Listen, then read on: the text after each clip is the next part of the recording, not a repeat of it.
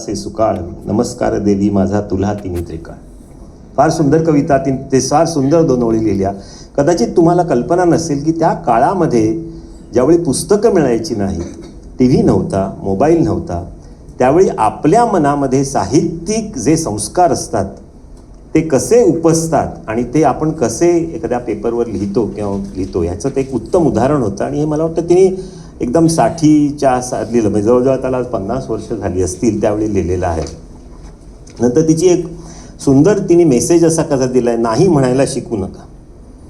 किती सुंदर मेसेज दिला तिने, की असं लिहिलं आहे की तोंडावर परीक्षा आली आहे, मावस बहिणीचे लग्न आहे, नाही कसं म्हणायचं, नातेवाईक बोल लावतील, योग्य वेळी समंजसपणे नाही म्हणायला शिकूया.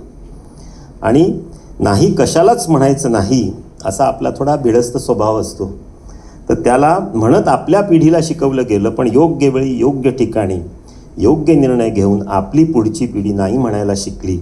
आपण पण नाही म्हणायला शिकूया, योग्य वेळी आपण पण नाही म्हणायला शिकूया. किती सुंदर